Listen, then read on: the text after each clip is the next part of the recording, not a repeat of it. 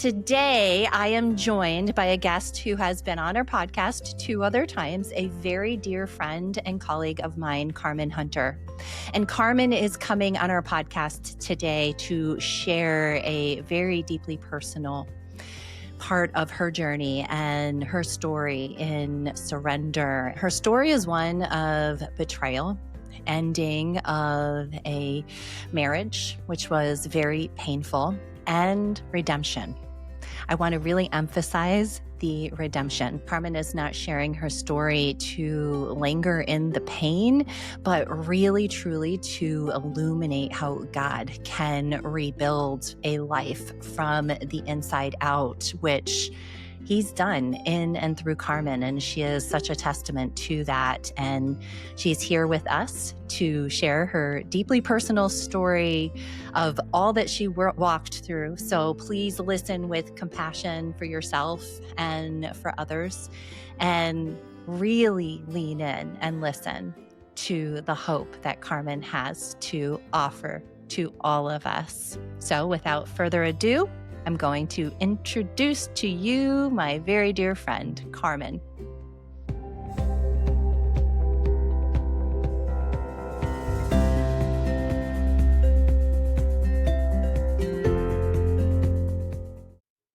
Well, welcome back to the podcast, Carmen. Thank you. It's good to be back with you as usual. Always good to see you. So fun. I'm really glad that you are willing to come and have this conversation. It's a heavy one. And as I said in the introduction, it's also one of redemption and one of hope. And that's really our intention for bringing this here to the audience today, because marriages don't always work out. Things in life don't always go as we want and as we've planned. And God's in it, and God is so in your story. And I know by the end of this episode, people are going to see it and they're going to feel it. I've stood witness to that in you. I've known you since before all of the things like came crumbling down in your marriage. We weren't nearly as close as we are today, but I've stood witness to you going through all of that, actually very publicly, because you were running the business at the time, you were running the school that was really starting to gain traction, and you had to very publicly go through some very private things in your life that were behind the scenes falling apart. So yeah, we'll just jump into it, Carmen. We're going to jump in and share. So for our audience, can you share with us a little bit of a background of, in a few minutes, the background of your story, of your marriage and meeting your husband and getting married? You guys were married for 16 and a half years, right? Yeah, well, closer to 16, but yeah.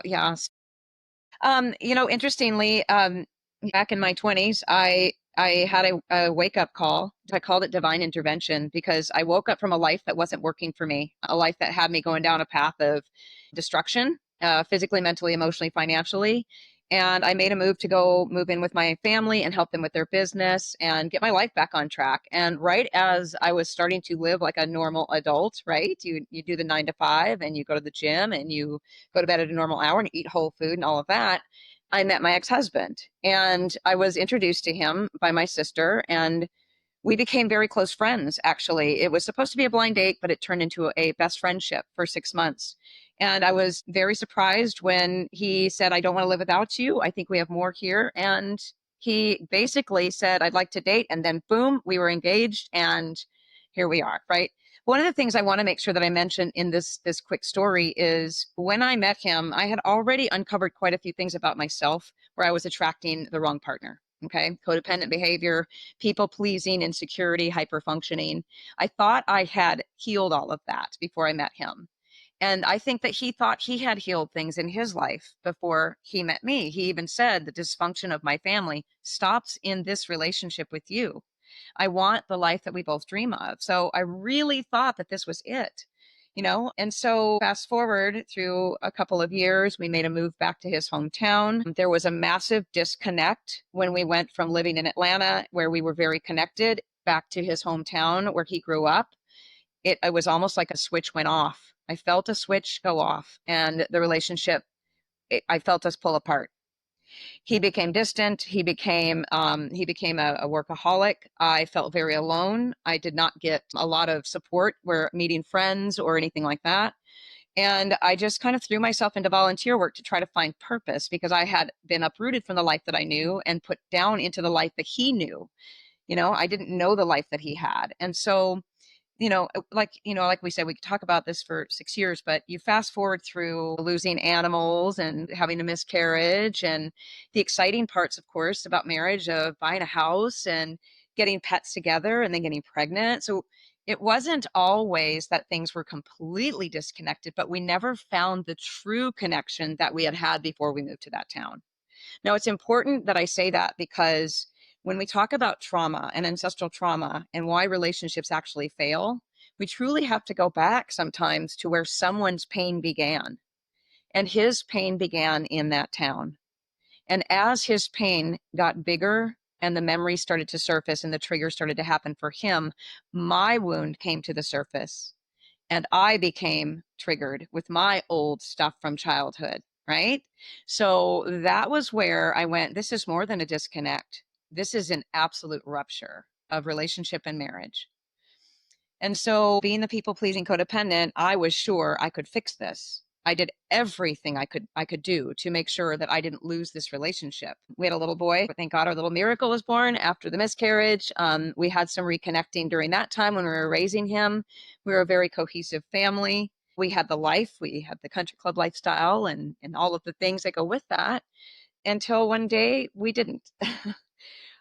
Yeah, so I want to say this too before we get into the hardest part of what happened was there was never anything in my mind that ever imagined that this man that I was married to would ever do anything to lose his family.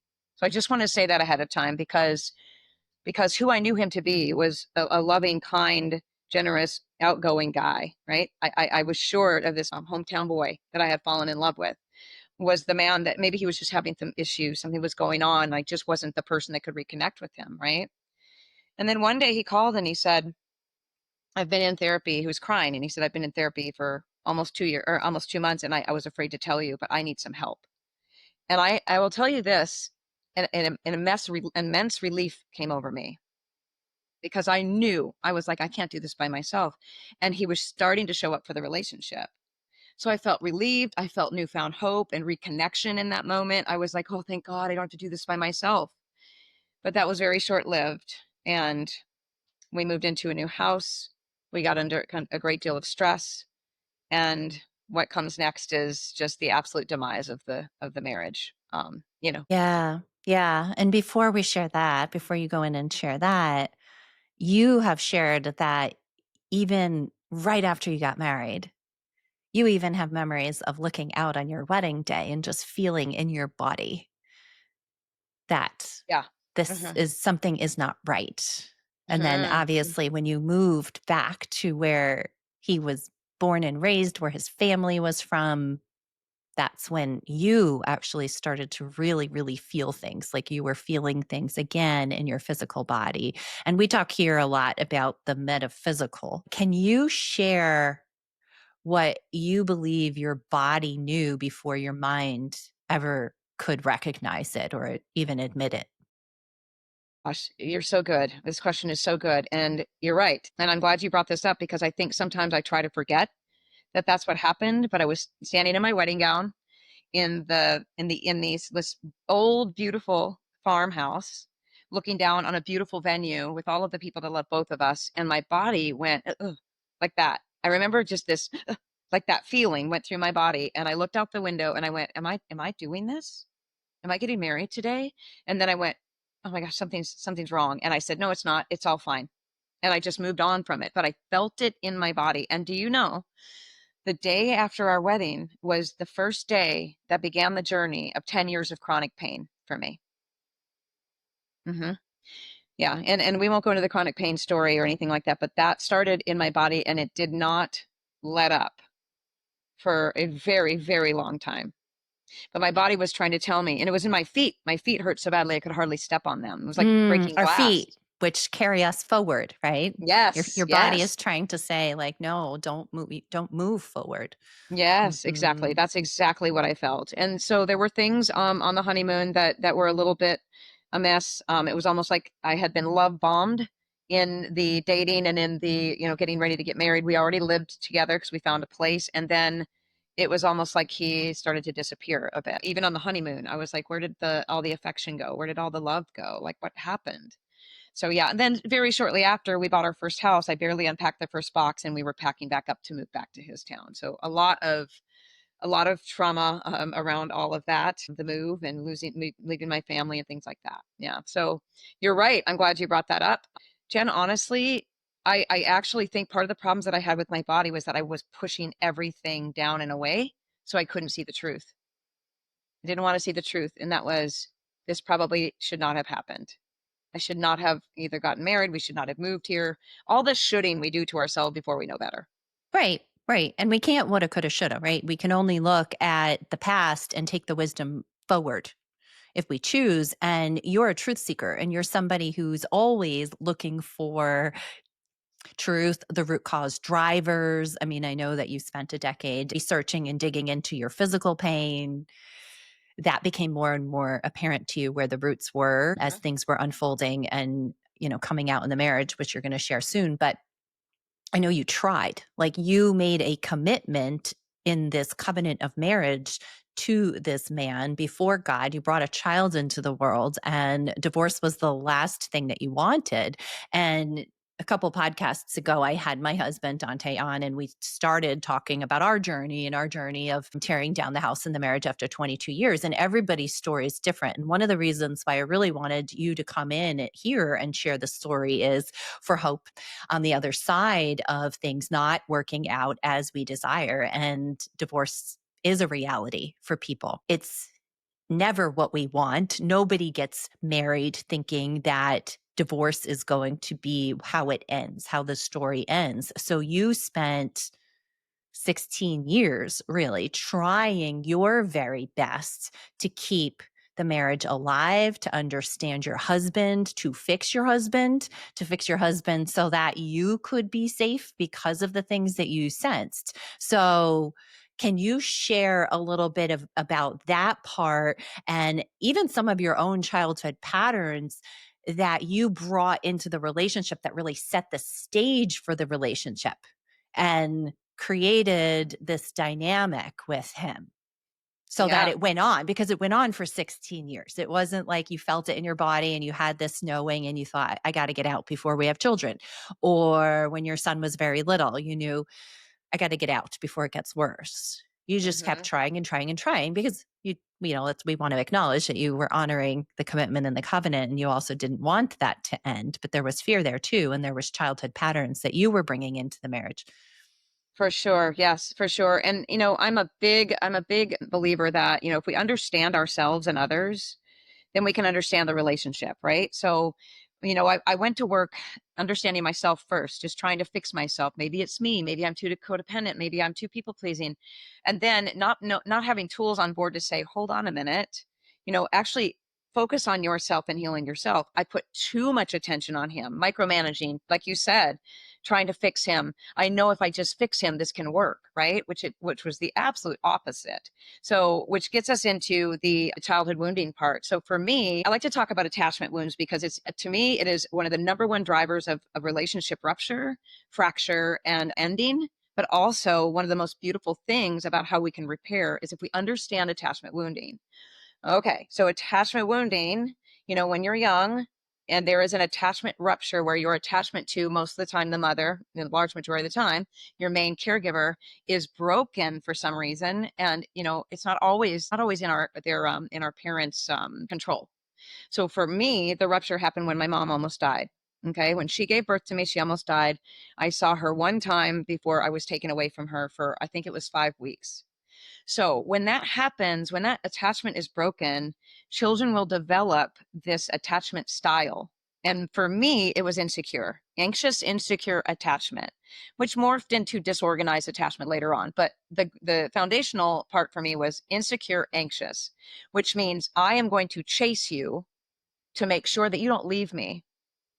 Okay. I'm going to use you to soothe my abandonment and rejection fears. Okay. So that was my stuff.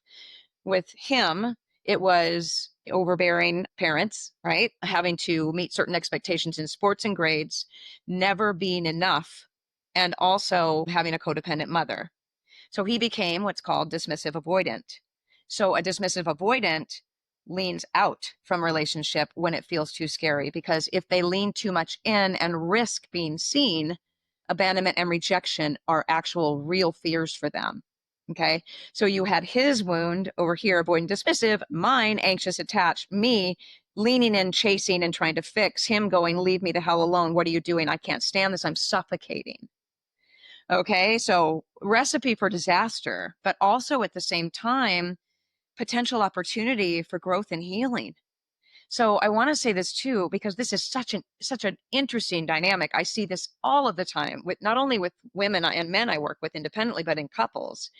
I call it the dance. It is literally a dance. And there's a book about it. I think it's called The Magnet Syndrome, something like that. I'll give you the link for it because it's very helpful. But we are, it's almost like we don't have a choice. When we find that person, we are literally slammed together like a magnet. And we either get the opportunity to heal and grow what's going on within ourselves, my codependent, insecure, people pleasing insecurity that had me chasing him and not feeling like enough, and him to heal his dismissive avoidant, trusting that I could love him no matter what was uncovered about him. You see, we didn't have the tools on board to do that.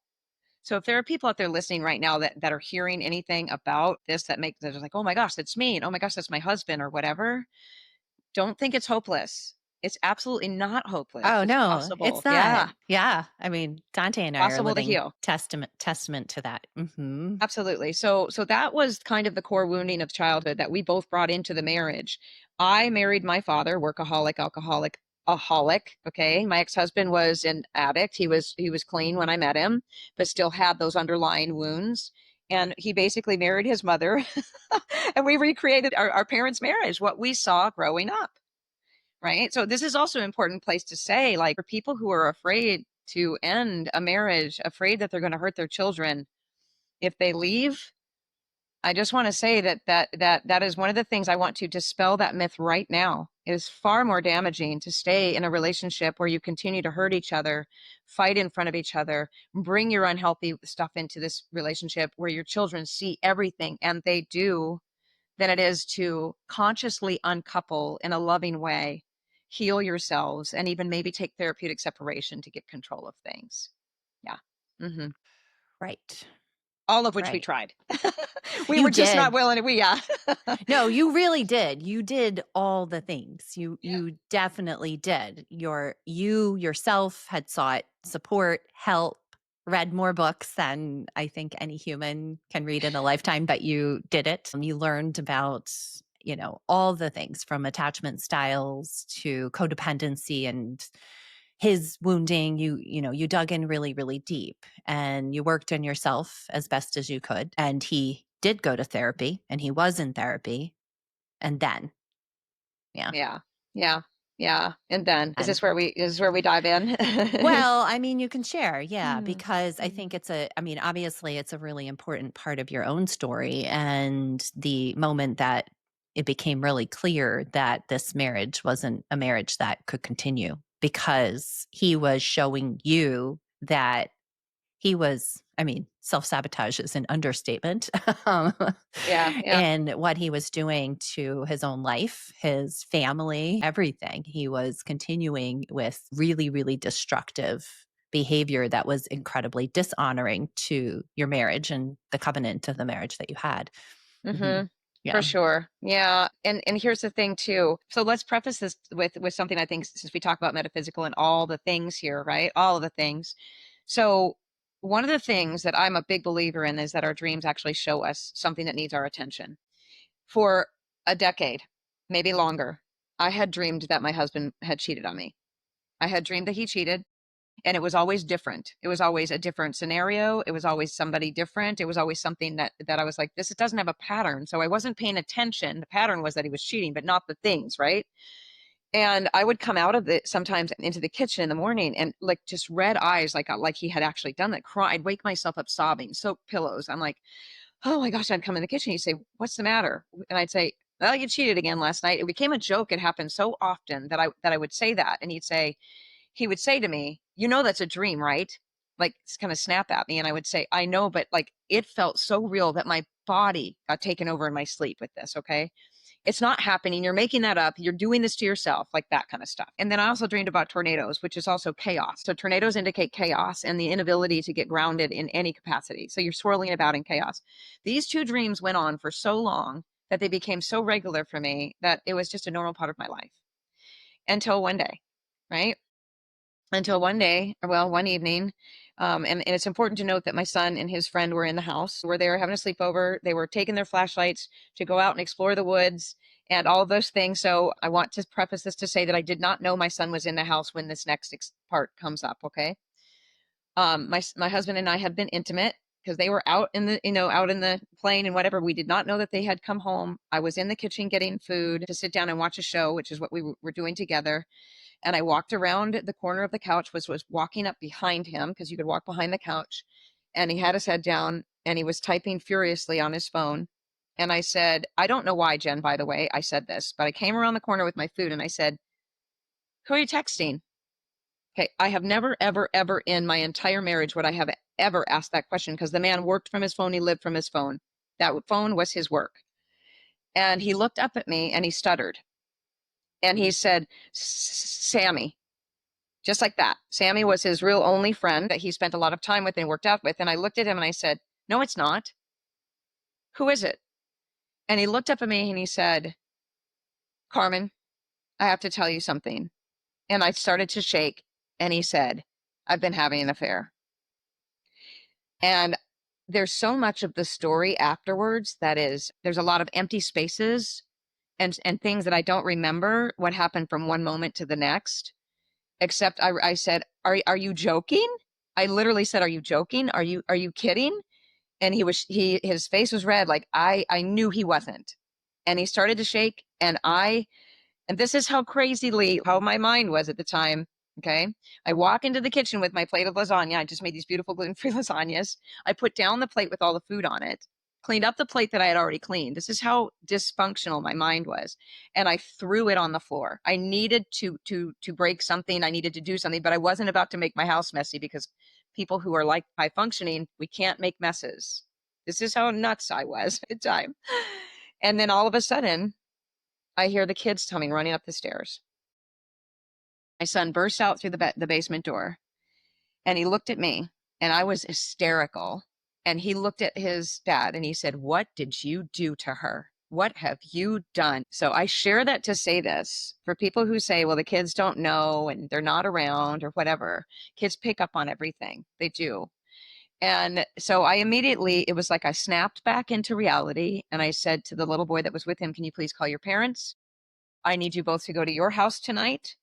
And I don't even remember where Toby was. I don't know. I don't know where he went at that time. But just to say, and fast forward through all of the chaos, is that the kids did get picked up and left the house. So what happened after that with all of the screaming and me trying to keep him from leaving and trying to take the phone, I was an absolute basket case. Yeah. Yeah. And he did not want me to discover who it was to the point. Now he's 6'3". I'm 5'5". Now I'm a little pistol when I'm pissed. Okay. I can get him, but there is no match for a 6'3" man. So what ended up happening was he ended up leaving the house. He didn't have a shirt on. He had a pair of jeans on, no shoes, no socks, no shirt. He grabbed his keys and his phone and his wallet and out the door he went in 32-degree weather. From that moment, that evening, I made phone calls and some friends showed up at my door. I don't even remember calling them. I don't remember much about it except being bundled up in the floor somewhere. People need to understand that when we talk about shock, it is very real that your mind chooses the things that you can remember and the things that you must forget just to keep you so that you can survive, truly. Because the body thinks that you're dying when something like that happens. Yeah. So we did get through the evening. I think I slept maybe 2 hours and a friend of mine spent the night. And I don't think I've ever told you this. I might have, maybe. But the person who spent the night with me had been a close friend of both of mine and Toby's. And the next morning, My son had gotten to school, and she told me that my husband had tried to have intimate relations with her while I was out of town prior to that, about almost a year ago. But no, but she had never told me before. So not only did I not know who the affair was happening with, I have a friend telling me that my husband had been soliciting her while I was out of town and my son was in the house. So, with that said, it was just trauma upon trauma, just, all of the things coming on top of that. So, when something like this happens, for me, I'm a person that just continues. I just go. 1 hour of sleep, that's fine. Got a podcast to do, got an interview, got students that are looking for me. I just continue to go. But Jen, that day I had to call my team and say, I can't be there. This is what's happened. I need you to show up for me. And I think I took 2 days off, and then I was right back to it again. Yeah. So yeah, to say that that was a shock is an understatement. He was, again, the hometown boy. Never imagined that he would ever put at risk this life that we had created together. So for 45 days, I knew nothing. I didn't know who she was. I didn't know if it was a friend. Was it the barista at the local coffee shop that we went to? Who was it? And for anyone who has dealt with betrayal by a spouse or a partner before, they will tell you it is absolute torture. It is torture because there's so much unknown already. Why did this happen? What's going on? Does he love her? How long has it been happening? Is it, this or that? So, so I hired a private investigator. I don't even know if I ever told him that I did that actually, but I hired two, and I had him followed. And we never got a picture of the woman, but I did get pictures of him at hotels and things like that. So damage was done, but the affair was continuing, and I just had to know. I just had to know. Yeah. So do you want me to go into the part where I had to hit my knees? Oh, Or do you have absolutely. questions? Absolutely. I mean, obviously you're in shock. Your Hmm. heart is shattered. Everything that you knew is falling to pieces because you're a wife, you have a family, you have this child together. You've been doing all the things to help yourself and help him and keep this marriage going because, again, divorce was not something that was an option in your mind because you didn't want that. And now he's presenting you with something that is I mean, it's trauma, it's gut-wrenching, it's betrayal, I think, and I mean, I think it's one of the worst betrayal. People on the podcast have heard me talk about Molly and working with Molly and her being such a feisty fighter for me and for other people, and a lot of that came because she was betrayed after 22 years of marriage too. Her husband cheated on her, and getting to know her through the years and I saw her strength from that, and I also saw her wounding from that too, and I have just so much compassion and knowing you and watching you go through all of this. So here you are, and you guys were separated for a period of time, but then you also decided, we're going to work on this. He came out, he shared it with me. He was remorseful, right? Wasn't he showing remorse? Yeah, let's back up a little bit though, because I want to make sure that people know I was served with divorce papers through email.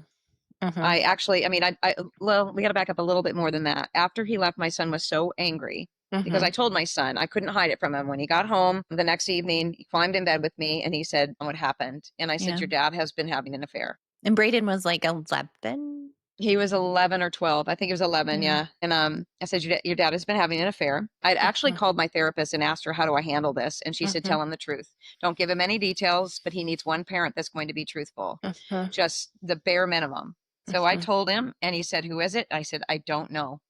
I don't know. And so whether I created more of a gap in their relationship or whatever, a rupture, I don't know, but I did reach out and get guidance on that before I did uh-huh. that. Okay. Yeah. Because I didn't trust myself to make the right decision at that point. I Yeah. was too hijacked. Right. Yeah. So anyway, on top of not only him leaving and all of the trauma that I was going through with that, I had three elderly dogs. I Uh-huh, had a kid who was active in two sports, uh-huh, one of them an hour away. I was his sole provider because I really was a mom and a wife before I was doing uh-huh, anything else. My business was just really taking off at that time. So everything I could put on hold, I put on hold. I hired a husband. uh-huh, For those who can't see us, I'm air quoting. I hired a husband. Her name was Jenny. uh-huh, And I ended up hiring her to help me to pick up my son from school when I had to work, things like that. But I remember sitting in the dark an hour away a night while my son was on the soccer field at practice and I opened up my email, and it was divorce. I was being served with divorce papers, which I did not know that was coming. I was not aware. I knew that we were separated. I knew that he was potentially going to stay with this person, but I wasn't sure what was going to happen. And at that point, did you want divorce? No, No. absolutely not. Yeah. Are you kidding? I was just not. I was not having it. I knew. And again, this is where the people pleasing person in me came in. I'm codependent. I can fix this. I can make this better. Yeah. Oh, poor him. He had such a terrible situation when he was growing up. He had so much pressure. His wound is showing up. He did this because of this. Not only was I trying to caregive him after what he did, you know what I mean? Like Mhm. I was forgetting about myself. Mhm. So if I had kept myself in the forefront and said, you focus on you, you let him focus on him, then I probably would not have allowed him to come back in the manner that I did. Yeah. Yeah. So at the 45-day mark, actually 44th day, something came over me where I had to surrender. Mhm. I wasn't getting any answers on who this woman was. My son needed me to get it together. And by the way, you know, going into closets and crying in your shower and hiding things, Yeah. kids know that too. They do. They see your swollen eyes. They see, you know, your despair. They see They you feel stressed your out. They energy. For Mhm. sure, for sure. But I will say this. I will say this. The one thing my son said to me was, the house has never felt this peaceful. Oh, wow. Yeah. So he felt it. He felt the absolute shift in the home when his dad wasn't coming home angry. And my ex-husband was a rager. He was very, very angry, never physically abused, but very verbally, mentally, and emotionally abusive. So my son witnessed that. My son felt that, right? So let's get to the hope part, right? Because we want to make sure that people understand that living in this state of mind, number one, you can't. You can't. You have to learn how to thrive instead of just survive. So during this, I dove headfirst. I dove headfirst into therapy. I told my therapist it's been a joke always years, but I asked her, "Can you just move in with me?" And she was laughing and she said, "Absolutely not. But you can come 4 days a week if you can afford it." And by God, you know, some days, some weeks it was 2 to 3 days a week, honestly. And then neurofeedback. I went up every day for neurofeedback for 2 straight weeks just to get my brain to calm down. And then one day I just said, I need help. I can't do this by myself anymore. And I hit my knees and I said, God, if there's anything that you can do right now to lift this load, all I'm asking is if you can bring him home. Whether or not this marriage ends or moves forward, I need him to come home and relieve me from this pressure. I need to know who this woman is. I need to get on with my life. I need to heal. I need my son to heal.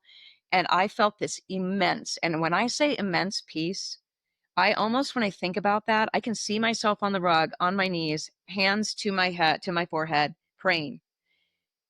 And it was like I got washed with peace. I know no other way to explain it, but like a shower head over my head of peace raining down on me. And I stood up and I went, okay, just like that. And I want to say that the same evening, I think it was the same evening, because my son had been waiting for me to go to dinner with this little girl. So he wanted me to take them on a date to eat dinner. And we went to Outback and we laughed and we had the best time. We laughed and smiled for the first time since this whole thing happened. And we went to Target and I said, we got to go to Target. So I take the kids there. And while they're off goofing off on the sports aisle and stuff, my phone rings and it's Toby. And I answered and he said, I need to talk to you. And I said, there is absolutely nothing that you can possibly say to me right now that's going to solve anything. This is going to have to happen when I'm not with Braden. And he said, I need to come home. I need to tell you everything. Okay. Yep. And I said, well, where are you right now? And he said, I'm in California. So he was with the woman that he was having an affair with in California, meeting her family at the time. She introduced him as her boyfriend, and it threw him into a complete and utter panic. I think reality slapped him in the face that this is actually what he has created. He hopped on a plane and flew home that night and ended up showing up at my house at 3 o'clock in the morning. And I will tell you what I did before that is I said, you are not allowed to walk into this house unless you are prepared to tell me who this woman is. And unless you are prepared to tell me everything, how long it's been going on, have there been others? all the things I needed to know. I said, you owe me that. And the other thing is you are not allowed to wake our son up. Now, we had a big house at the time. He was 3 floors up. It was 3 o'clock in the morning. And I also had a friend on hold. And I'm not proud of this, but I'll share it because the things we do when we're desperate. I had a friend waiting. She was on the other coast at midnight. And she said, tell me who the woman is when you find out, and I'll look her up and see who it is. So he told me her name. I told it to my friend and found out she was a teacher at my son's school. Yeah. And she was out in the car line when I would pick my son up, and she was putting children in the car. So I was driving by the woman that when my ex-husband was having an affair with every day that I would pick my son up. And at one point, I actually read back in his phone and I saw where she was telling him, "Oh, your cute little son just got in the car with your wife." So this was a very deceitful, very aware thing that was happening. They were both very aware of what they were doing to us. And that was very painful, right? Yeah. So what ended up happening? Do you want me to go into what was poured out that night when he showed up Well, beyond yeah, that? absolutely. Because I mean, I think it gives some weight to your pain and then the recovery on the other side. Hmm. Yeah. So so it ended up that there was not just this one woman, but there were 14 others, and they were not affairs. So we won't go into detail on that, but there were 14 other incidences. The private life that he was living had been going on for almost 2.5 years. This is all from him telling me. So I'm just saying what he said. It could have been longer. I don't know. And it was happening the entire time that he was in therapy. So the immediate thing in your mind is, how dare a therapist allow this to continue and not stick up for this family. So I felt not only betrayed by him, but also betrayed by the woman who was supposed to be helping him through these things. Yeah. So fast forward to very little sleep the next morning. He came back over to the house, and we called the woman on the phone. I called the husband and we called the woman, and I got the facts that it had been this long, that these things I just needed to know I could trust at least what he was saying. So I had her back up some of the details on speakerphone. She was very snarky and said she doesn't know everything about you. And he said, I told her everything. And I said, I know everything. And so I put the boundaries in place. Don't you ever contact my husband again, all the things, right? I called the principal of the school and told her what was going on. I asked that she be moved from that school so that I no longer had to see her and my son didn't have to be around her, but it was not possible. So we dealt with seeing her at the school again, things like that. But what ended up, again, there's parts of this that may or may not be necessary to the story, but I asked him to commit to fixing this problem. Fix the marriage. Come fully committed into this marriage. We go to couples therapy. So you were still willing, after Hmm. all of that, Yes, to work on the marriage, to take him back, to heal. absolutely. Yeah. Yeah. And here's the thing too. And I still think about this sometimes, like, God, Carmen, what in the world? But here's what keeps coming up for me. I betrayed myself long before he betrayed me. When I got into this marriage, and like you said, something doesn't feel right here. And then we moved. Something really doesn't feel right here. And then we got disconnected. Something's wrong. Something's wrong. I kept betraying the intuition, the inner knowing that something wasn't working. Something's wrong, along with all the health problems that kept showing up, demanding my attention. My body was speaking my mind, but I was brilliantly saying, oh, that's not true. This can work, right? So the first step to me healing, honestly, was taking ownership of the things that I should have done for myself before I allowed us to get to this place. Right? That's Hmm. big.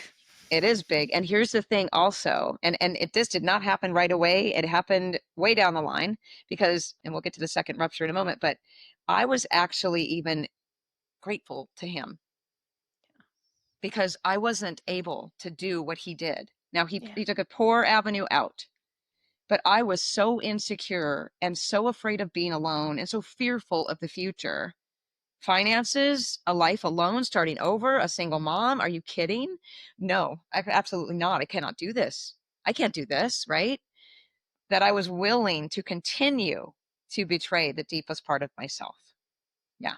Yeah. And allow myself to focus on his poor wounding. Oh my goodness. But again, we only can deal with the tools that are in our toolbox at the time. And the tool that was in my toolbox was we don't let go of marriage. And I told him at the time when we were broken up, if you want a divorce, you have to ask for it because I married you under God. And I'm not willing to take that step. So we came back. We put so much effort in, Jen, so much. We went to therapy. We each did independent therapy. We both did neurofeedback and all the things. And we had a honeymoon phase where we had a little bit of a reconnection. The intimacy was even better. He actually tried to hold my hand because for almost 16 years, he held my hand maybe 20 times in our entire marriage. He was very emotionally disconnected, very low emotional IQ for how harmful his behaviors were to others, that kind of thing. So it was like we had this kind of newfound excitement. We started doing date nights. We got, dressed up and went into beautiful restaurants, like just started having fun again together. And in the meantime, my son is watching everything. Okay. And he's got a little bit of hope and a little bit of hope and a little bit of hope, right? Until there wasn't hope. There was no hope left. And my son was out of town, and I'll tell this real briefly, but my son was out of town visiting his grandmother down in Florida. And all of a sudden, I just couldn't stand it anymore. I couldn't stand the disconnect again, and the wondering what he was doing, and seeing him sneaky on his phone and things like that, and reading messages that my ex-mother-in-law had written about me and horrible things she had said about me. Just things kept coming to the surface as little clues that were dropped that something was still not right. So, don't trust completely, don't trust completely. And so we went to therapy together, and she suggested therapeutic separation. I'd never heard of that before. I thought it was either you're married or you're separated and then you're divorced. And I was like, okay, this sounds like something that might work. And so therapeutic separation is basically you separate, one goes one place, one lives in the other, and you only talk for logistics. There is zero contact. And what that allows each person to do is to start working on healing themselves, finding out if they want to be in the relationship, find out what a deal breaker is for them in relationship, and gives the children time to just take a breath around all of the energy that's going on, right? So he moved out and got an apartment. He told our son, I'm going to be a better father. I'm going to be a better husband. I'm going to be a better person. This will never happen again. And my son looked at him and he said, get your shit together, Dad. Get your shit together. I watched this Wow. whole exchange. Yeah, yeah. And so he said, I am, son, I am. And it was literally the next day. He's back at the house crying. And I think it was maybe 48, maybe 72 hours, Jen, I don't remember. And I said, back to therapy. I can't talk to you without the therapist. We need help. And when we walked in, she said, why are you guys here? I just saw you 4 days ago. I said, he came crying to the house. I was like, I don't know what's going on with him. And she said, I need you to leave the room right now. And I said, you want me to leave the room? And she said, I need you to leave the room, honey. And I said, okay. I thought she just wanted to give him what for. I thought she's going to be on my side, right? So I go out to the waiting room. She comes back out less than 5 minutes later and she said, honey, come with me. She put her arm around me and I went, this is nice. Like I was just like, hey, KK, she always hugged me when I left, but she put her arm around me and she was squeezing me. I remember her arm squeezing me, squeezing. And we walked in the room and he was standing up and he said, I've cheated again. I did it again. And I lost it. Yeah. I lost it. I lost it. I can imagine, Carmen. Yeah, I lost it. Let's just say that I was yelling and pounding on her beautiful farm table so hard that the floor was vibrating Mhm. and screaming at him that I wish he would die. Yeah.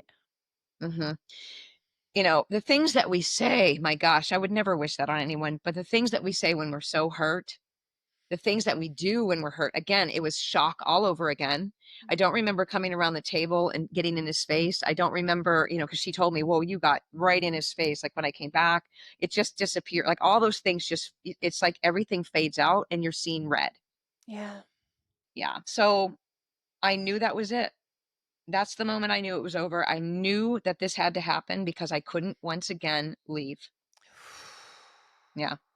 But I knew that moment that was it. I'm done. I'm like, I'm done. I'm done. I will never, ever, ever betray myself like this again. And lots of hard stuff followed after that, along with Oh, all of this. Yeah. sure. Yeah. Yeah. Like, Yeah. yeah, All of it. I mean, all the all of things it. that people have to go through when the marriage really is ending and there's a home and children and a shared life and shared animals, all of it. Yeah. Yeah. Hmm. For sure. So, what would you say was your moment of surrender where you gave it all over to God? Was it that moment? Was it knowing that, oh, okay, God, I prayed, I had my on the knees, dark night of the soul moment where I asked you to bring Toby back for clarity and you did? Yes. Was it that? In not that moment of praying, but that Yeah. moment of him walking in and saying, "I cheated again"? It Like, wasn't that moment. Oh, I was so far in the red. I couldn't even be positive in that moment at all. Like, thank you God for this last sign. No, I actually had to. It took some time. Took a couple of days after that for me to actually realize that was it. That mm, was the end. And then I went, okay. I asked for an absolute sign, and you gave it to me. Now what the fuck do I do? right. It's not always easy when we have that absolute sign, right? And it's No. not Oh, what we want. no. Sometimes it's harder when you actually Yeah. get the full sign. Yeah. So what happens after that is you're given no choice but to prioritize yourself, Yeah. right? I needed that. Again, the gratitude for him taking that brave step. Again, bad idea for how he went about it. He didn't know any other way. And let's share this too. After a lot of work and time, I learned how to really let go of the charge that came around the discovery, around the disclosure, around, the pain, all of those things. And I learned how to forgive him for those things so that those things no longer carry the charge within my own nervous system. Mm. And that number, oh my gosh, if I had known that the first round, Yeah. maybe I would not have let him come back. Maybe things would have been different. I don't know, but to focus on myself was the only choice I was given when he was taken out of the picture. So share with us a little bit about that. Yeah. Yeah, what did that look like, and what was that Yeah. journey? What has that Well, journey been? I mean, how many is years? Has it been 9 years? It's 9 oh my years this gosh. year. Yeah, I think well it'd be yeah, since the first thing, yeah, but Mhm. the actual separation, divorce and everything else, yeah, it's almost been that long. It's been a process. You said what Yeah. was that the moment of surrender? Surrender doesn't just happen one time and then, No, it's all it's fixed. not one time, it's like a No. million. Yeah, Yeah. so there were multiple times of surrender afterwards, but let me say this too. Surrender doesn't happen unless you're willing to give up your victimhood. Ooh, So I hung on to that one nice and tight. I kept that one in my pocket, in my purse, front and yeah. center. Oh yeah, look at this. See how wounded I am. Look at this, what he Well, did to why do me. you think why do you think you did that? What was the Oh, payoff for you in hanging on to your victim story? then I didn't have to look at myself fully and completely to see what part I played. Mm, Fully and completely, when you are no longer a victim, you get to look at what you're responsible for. And that's where the ultimate understanding that I actually have played a big part in what happened in my own life, but again in the demise of this marriage, right? Yeah. So it was like, well, what am I supposed to do with this? It was like, okay, mhm. well, and let me say this too. He's the one that brought it to my attention that I was in victimhood. That's Hmm. wild that he's Yes. bringing that to you when he was the one who he was the persecutor, truly. So you were very justified to stand in the position of victim and to point at him and say, "You cheated on me, not just once, but multiple 15. times, 15 different times, even after Yeah. I took you back and we were reconciling and repairing this marriage, seemingly, and you did it again." So you, for all intents and purposes, had every right to say, "No, actually, I am the victim and you are my persecutor here." Yes. But, kind of going back to just the way God has always designed you to be, you are a truth seeker. And in order to be a truth seeker, we have to be humble because we cannot be honest without humility.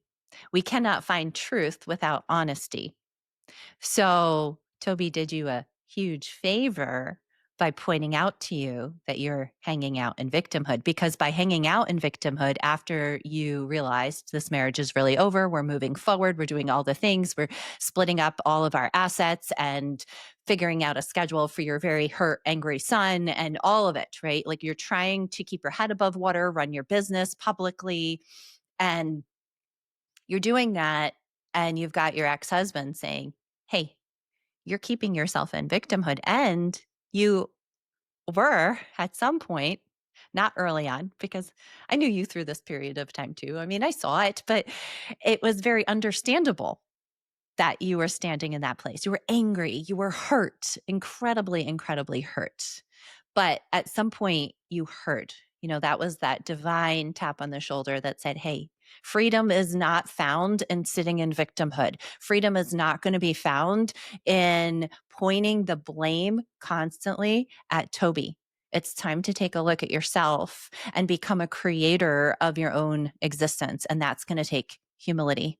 So talk a little bit about that, share about that, because I think that that part of your story may be a bit of a plot twist for people, because there may be people listening on the other side of this and thinking either they're in an unhappy marriage or they've gone through a divorce themselves and they may have been betrayed and they've got a lot of anger and they have some justified anger too. And they're like, what? How in the world, after all of that, is this woman saying, thank you, God, for the opportunity to take a look at myself? My gosh, it's the log and the eye. Hello. Like Hello. this was Yeah. this was a 50%, 50-50 relationship. You can say, well, he was 80% responsible for the loss of this marriage, for this Mhm. family, Mhm. if you want to stay in that space. But when he said that to me, I was like, I am not, like in my mind, I am not the victim. But here's the beautiful thing. When we truly desire healing for ourselves, we are absolutely open to hearing even the shit that we don't want to about what we've done to keep ourselves there. So the thing is here it is. If I wanted to heal, I had to take full responsibility for everything that happened in that marriage that I should have, could have, might have done differently, how I could have shown up differently for myself. And this is probably going to ruffle some people too, but what I did to make his wound deeper and pour salt into his wound. Like, come on, we were in a tennis match. We didn't even know it. Well, I've got this problem and you're doing this and you're doing this. Well, hold on a minute, right? So for me to fully embrace, I got codependent no more from my mother when I was like 15 or 16 when she saw me in a relationship going, "What are you doing?" Right? Okay, so then I was 47 going, there's that dusty old book. I guess I'll pull that shit off the shelf and read it again. Oh, yeah. I saw myself all through it. And I'm like, well, what was my behavior doing to him make decisions that he knew was going to destroy his family? This man didn't want to lose his family. He didn't. Now I went down the road of maybe he's a narcissist and he's this and he's the DSM-5 and all these, maybe he's a sociopath. And no, some of his behaviors, absolutely, yes. Yes, they were narcissistic, but he was in self-preservation, right? Just like I was in my victimhood, right? So when I dropped victimhood and I went, all right, what are you going to do about it? And so I ended up selling my house to get out of significant debt. I was betrayed by a family member who worked for me financially, added to the ruin of my finances post-divorce. And I just decided, you know what? I'm going to take what comes. I'm going to trust God 100%, even when I don't feel like it, even when I think it should be different. I'm going to say, but it's not. So one of the things that I've been saying to my son since he was little was, he's like, but why, Mom? Why did this happen? And I'll say to him, and whatever it might be, right? Why did I not get on the A team or whatever? It happened because it did. That's all. How are we going to handle that? And how are we going to react to it?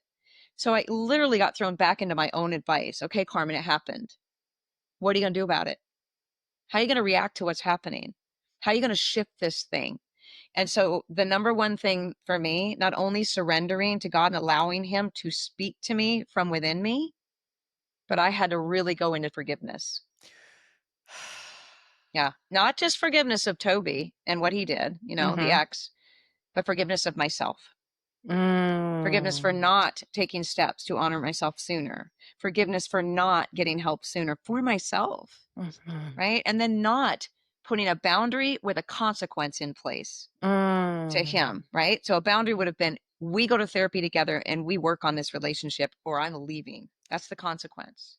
Right. Couldn't Because do it. boundaries without consequences are Our they're just suggestions. suggestions. They're words. They don't really mean Yeah, anything.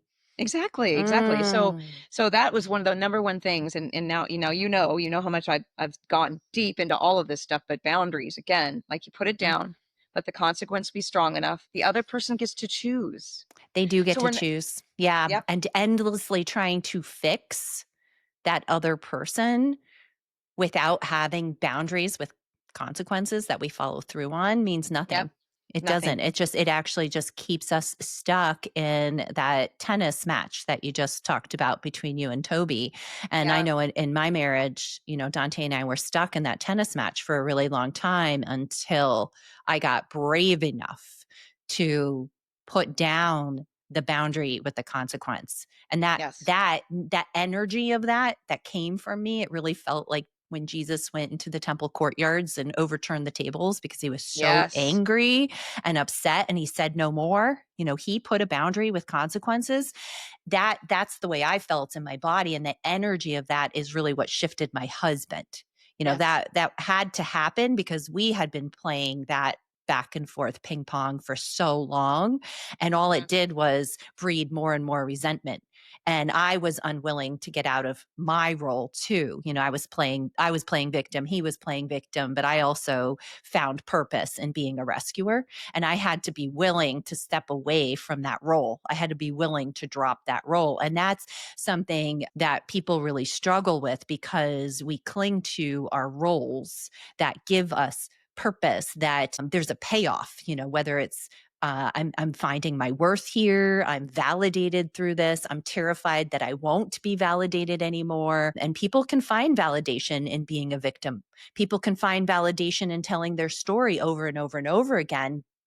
And yet, telling our story and living into our story is keeping us so stuck. And it's keeping us on the other side of all that we desire, all that our soul desires, which is freedom and fullness of life. And it's available for all of us, but we also have to be willing to surrender the details of what it looks like. And for you, Yes. I mean, I know this personally, being your friend and watching you walk through over and over, just like taking a look at yet another detail that you are like, all right, God, I have to drop it. Like the detail of finances, the detail of how your life was going to look in a financially secure way that you defined was financially secure, and be like, oh, I got to let this go too. And with every piece that you got brave enough to take a look at, humble enough to take a look at, and then say, all right, God, the details are yours. I'm going to stand in the belief that I am cared for, that you are providing for me, that you are guiding me, and you always have been. You've brought me to this place. You've brought me to this place for me because he loves you so much. He has known all that your soul has come here to overcome and soul correct and heal from. And so your life circumstances have been the forum for that, and they've been an invitation for that. And we have a very loving, unconditionally loving, persistent, and patient God that is going to continue to show up for us even when we choose not to listen. And so, yeah, Yeah. here For you sure. are. Yeah. It's trust. It really, anytime that I'm working with somebody, especially women who are dealing with this type of thing, right? Mhm. It's, to me, it's always a faith thing. Mhm. It's always faith. I Oh, I yeah. went in and out of fear and faith so many times. Yeah. And every single time that I felt fear, anxiety, worry, stress, or your victimhood, I went, "What you doing over there, Carmen?" Mm. I Mm. didn't say that, God did. God said, "What you doing over there? You think you can handle this? I'm over here when you're ready. Come back." Uh-huh. And I'd be like, "Fine, I'm coming back. I'm back over here now. Now what?" And then it was like, "Here's another thing that can help you. Yeah. Here's another thing that can calm you down. Here's another thing. Oh, by the way, here's 5 new clients. Oh, wait a minute. You mean the minute I get out of victimhood, abundance in every way starts to show up? The minute Right. I can forgive, Mhm. get to move forward in my life and find peace and joy. Like, oh my gosh, Mm. okay. So the answer always it's like what I say, the tap on the shoulder, right? Mm. I believe that everything that's happening, you and I, we talk about this a lot when we're doing journeys with clients. We Yeah. say every single thing, if you can see it happening for you and not to Yes. you, and you grab that opportunity and say, what's this one for? Mhm. Okay, it looks like I need to take some time for self-care. Okay. Mhm. Or I need to trust that even though I've only got this much money left in my bank account, Mhm. that what's around the corner for me is going to take care of that tenfold. And it does, and it will. It does So and it will. yeah, it does and it will. So I stepped into so much forgiveness that I sent him an hour-long video, my ex-husband, owning my stuff. I only got back 2 words. I listened, nothing more, and that's okay. Here's the other thing that helped me understand how much I had healed from at that point was I no longer needed anything more from him. I didn't need him to Yeah. thank you for that and oh you're so brave and oh and none of that because I Mhm. got the I listened and I went okay that's all he can do. Let it go. And then I even wrote his Mm. mother. I sent his mother a gift and apologized to her because she was a big problem between us because they didn't have a good relationship because of his Mhm. childhood stuff, right?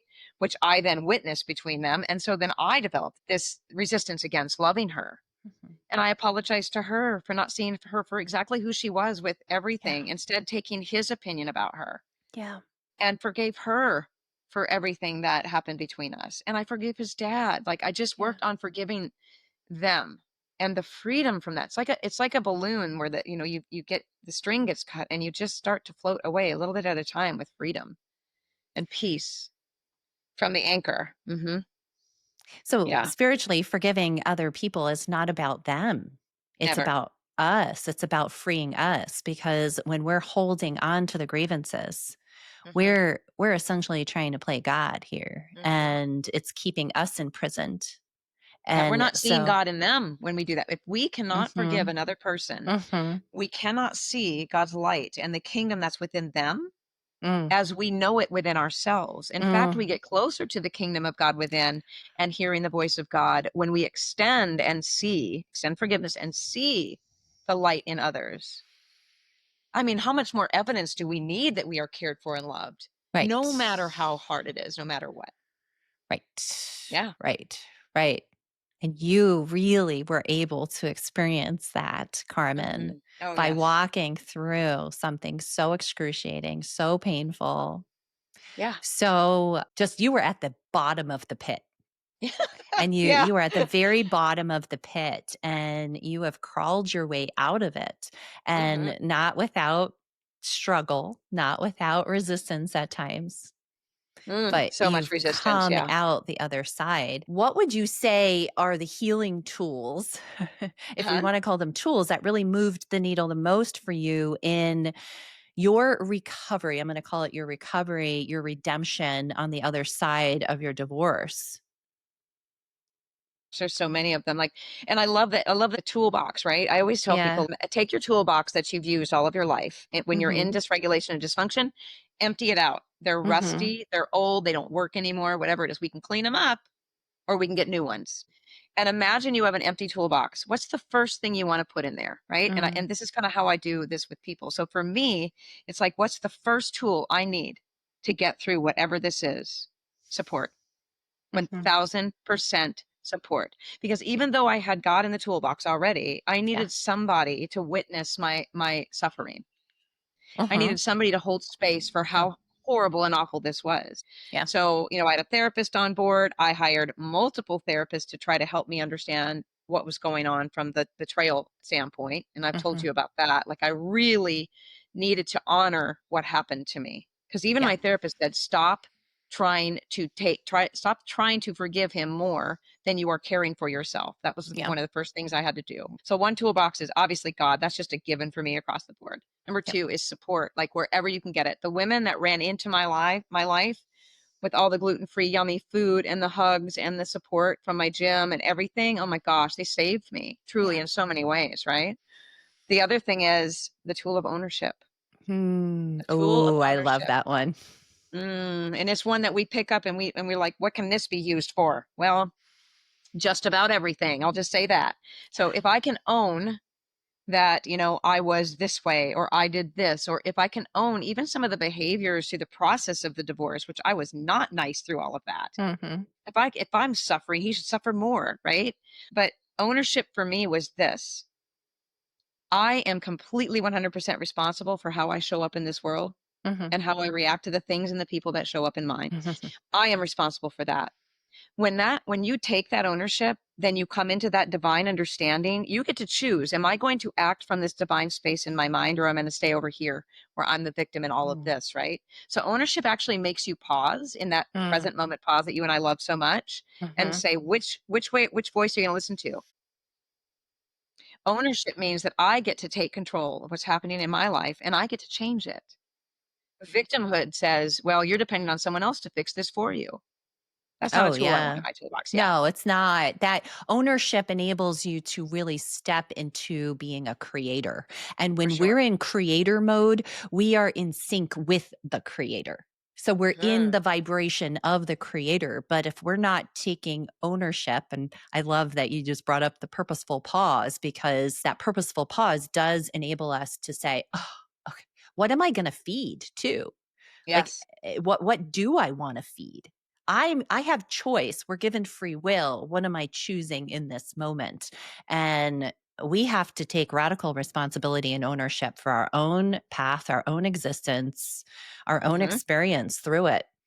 Yeah, Mm. so that's actually three tools really. I mean, it's actually four. God, support, ownership, and Mhm. the present moment pause. Yeah. Because when we get that moment, then we can choose, like, wait, I just chose to be the victim. Okay, well, you chose this. Mhm. More ownership, right? Mhm. Yeah. Okay. So then the other thing that I will say is this is the tool for the toolbox that I was so resistant to, self-care. Focus on self. Right? Because it's easier to go out and rescue and save and take care of everyone else. Oh, of course, and you were raising your son, and Yeah. you did have a responsibility, because he Mhm. was 12 when all of this ended, when the marriage ended, so you had 6 years of single momming, Mhm. and we can get lost in motherhood too. And Yes. even though you did have a responsibility to make him your top priority in your life, it also can be really easy to distract from caring for self, Yes. because we have to care for the child. Yeah. So, Mhm. how did you Yeah. address that? I mean, how did you manage parenting and healing simultaneously so you didn't lose yourself in it? And actually, because you had a responsibility to heal and work on yourself so that you could be the better parent for your son, all at the same Yeah. time, no Oh, pressure. yeah. Exactly, right? It was the double-edged sword. It's like, do I heal myself or am I here for him? And my son has actually been my greatest teacher. I have told him that from the time he's small. I'm like, "You are my greatest teacher," because he would say to me, "Mom, go get a life. You don't do anything but work. All you do is work and focus on me." And I'm like, "Okay, you're right." So what I ended up doing, well, number one, lots of neurofeedback, like I said, therapy, hiring coaches when I needed them. And then here's one of the things that was one of the biggest needle movers for me, walking in the woods with my dog. Ah, I remember Literally. a lot of your walks. Yes, Mhm. I got For lost so many times. hours. Yes, I got Yeah. lost. Like I would literally have to put snacks in my bag and then like call and get like, Braden, do you know how to get to blah blah blah blah blah? And he's like, Mom, are you lost again? I'm like, yeah. So for me, it was really learning how to shut out the noise. Self-care for me was not caring for anyone else before I cared for myself. So I will say that there was a lot of healing in those woods, a lot of healing in the breathing and the steps and the crying and the screaming and the all the things that happened in those woods for me. And I would come out and I'd feel sometimes drained, sometimes emotionally charged and excited because I let go of so much there. It was just one of the things that I had such a hard time, because when you're focused on everybody else, you forget about yourself, and then you're forced to look at yourself. And I had to be forced again. I'm stubborn, you know this. So it took my husband cheating for me to look at myself. It took me losing all of my finances and everything I loved and cared about in a material world to trust that God had me. And it took me just really completely going out and shutting the world out and putting myself first. All difficult, but necessary. And God Yeah. found you in the mess of all of it. Oh, yes, he did. I He mean, never lost your me. faith is stronger today than ever before. Absolutely. You I have have more no doubt. assurance. hmm Yes. Yeah, I mean, Mhm. this sign, this blue sign, it is well with my soul. Like I surrounded myself with these messages and words of encouragement. So even over my toilet, oh my gosh, let me show you this real quick. And I know we've been on forever, but let me show you something that is really Mm. interesting. After Toby came home, Mhm. I went out and I was at Hobby Lobby and I was in, just like he's home. Oh my God, all the despair and the angst and the anxiety. And I look over and I see this. Oh, trust me, God. Well, it's trust me and then dash God, like from Yep. God. Trust me, God, right? So I put that in the kitchen. And I remember him walking into the kitchen one day and he looked up and he literally jerked. He goes, "Whoa, where'd that sign come from?" I said, "Well, I had it where I could see it, and now I have it where we can see it." Oh. So every morning I would walk in and start my day. I saw that sign and I've moved it in the houses I've lived in and all the things. And it literally feels like a reminder every single time. That's all you have to do. That's it. So I'll say this too, Jen, honestly, if somebody said to me, would you go back to being married where you didn't have this connection with God and you could keep your marriage, or would you rather have this divine connection, this inner knowing and all of that? I would absolutely stay divorced and connected to God because that is the only truth. That is the only truth that matters to me now. Yes. Hmm. Yes. That's it. That's eternal. Eternal, Mhm. never ending, The things of this infinite. world will fade and end, and that connection, that deep connection to source is eternal. Yes, Yeah, and you know it without a doubt, and you know now that there's nothing to fear. So, absolutely. for the woman who is still in the thick of it, whether that's in a marriage that she is hearing and sensing is coming to an end or needs to come to an end, or perhaps she's in the thick of the early days of divorce, maybe recovering from betrayal, what would you say is the next loving step for her? Yeah. Love yourself enough to put yourself first, no matter what. Mm. No matter what. And again, we all talk about the oxygen mask, on the airplane. It's the absolute truth in life. It's not just the airplane. Imagine you're traveling down here on Earth in this 3D world with a child next to you that's looking up at you and trusting that you're safe. They're keeping them safe, all of that. You can't do that when you're in a dysregulated space. So getting the support that somebody needs to work on themselves and really, really find out, where did this start? Find out where it started, right? Because honestly, I don't blame myself like for being codependent or people pleasing. I was nurtured into that life, right? But I took responsibility to fix it so I don't pass it on. So yeah, so for the woman that is struggling with this, it is time to look in the mirror and honor that woman and look at her and tell her she is worth every single bit of love that you have poured into whoever it is that you're in a relationship right now. That you are either afraid to leave, afraid is going to leave, want to leave, don't want to leave. Look at yourself first. That's it. You start taking care of yourself. You start doing things for yourself. And actually, what's going to happen is the answer is going to show itself to you, whether that is through you becoming more patient or you start getting help for yourself and all of a sudden your partner starts to go, hold on a minute, she's more soft, she's more loving, I actually want to lean into her a little bit. Or perhaps the narcissistic person out there, and listen, there are real narcissists out there, Jan. There are. I learned enough about it. I read all the books. I hired therapists to tell me what they are. There is no changing a true narcissist. Okay. So there are people out there, but I want to caution people against labeling someone with that because it's overdiagnosed. And we can actually stop our own healing when we're continuing to blame the other person, right? So take your focus off the other person, put it right back on yourself. And that real narcissist is going to show you who they truly are. Daisy, my dog is sticking her head in the camera. Yeah, they'll show you who they are. Yeah. And just grace and patience for yourself through this process. Every bit of grace and patience you want to give to that partner, turn around, give Yeah. it to yourself. Yeah. Right? Yeah. Mm-hmm. Beautifully shared. Yeah. Yeah. Thank you so much, Carmen, for sharing your Yeah. story and Yes. for sharing hope and all that you just poured into others through you. I remember when I started working with Molly and early on, and I had shared that in my own marriage, I wasn't sure where we stood. And she said, Jen, sometimes we go through things in life so that we can help others not have to walk through the same fire. And sometimes we go through things in life to help others walk through the same fire. Yes. So, you, in sharing the story that you shared today with people, you're either helping people not have to walk through what you did walk through, or you're helping them walk through. And that's a beautiful gift that you and I both get to do in our own unique ways with people as being helpers and healers in this world. We're not healers because we do the healing work at all. We are vessels, and it's really God, and it's God working in and through all of us. And He works really beautifully through you, Carmen. So thank you. So, Thank you. for the audience, if you're walking through betrayal, if you're walking through heartbreak, our prayer really is that Carmen's story reminds you that healing is possible and that healing really is holy work. It's holy work on you. And as Carmen so beautifully shared, it's for you.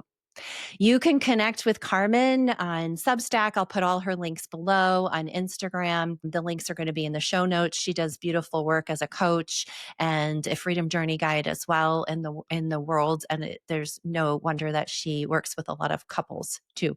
And men. Couples Oh my and gosh, a lot men. of men, a lot Woo, of men, because yes. my goodness, do you understand men very well and understand their unique wounding really, really well. If you are ready to calm your nervous system and receive more peace, you can download my free micro retreat. You can do it at home, calm and receive. And until next time, my friends, keep surrendering the noise and resting in what you know is true.